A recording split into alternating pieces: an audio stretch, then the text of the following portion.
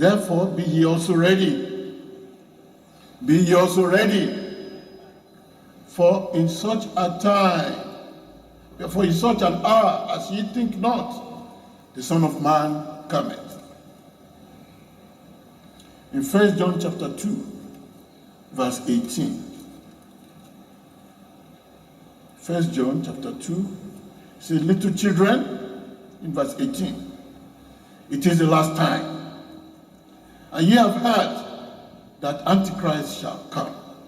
Even now are there many Antichrists, whereby we know that it is the last time. If you look around and if you read the news, you will see that the whole world is filled with uncertainties. It's filled with crime. Am I speaking your mind? The whole world is filled with escalating crime. The crimes that were unimaginable, that you could never happen, that you could never imagine will happen, they are happening now. Are they happening? And they are escalating rapidly. Immorality, is it happening now? It is escalating in dramatic proportions. It is like people are just trying to invent more and more. How can we make God to really be annoyed? And it is escalating. And before our eyes, we can see it. You can see abominations. Abominations multiplying. In the home, in business, in governments, everywhere. And we can see that the abnormal is becoming normal. Is that correct? Is that speaking something to us? There's confusion.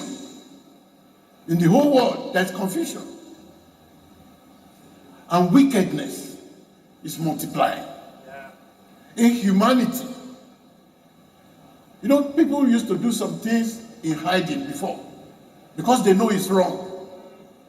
But now they stand openly and do it with impunity. Things that you could not imagine. I read something sometime. I don't know how, I couldn't break my, where the news is, I couldn't break it. That somebody, a woman, married herself last year. And now she has gone to divorce herself. It's in the news. It's happening. And Jesus is asking you and I, are you just looking? Are these things just happening? Or are they saying something? What time is it? We are seeing pestilences and famines and things that make the heart to drop. Are they happening now? They're happening. There is insecurity. There is chronic poverty that can be seen and touched, whereas there is extreme affluence in the same vicinity. We can see heart-rending events, things that make your heart to ache. That is this true? Can this be true? Are they happening now?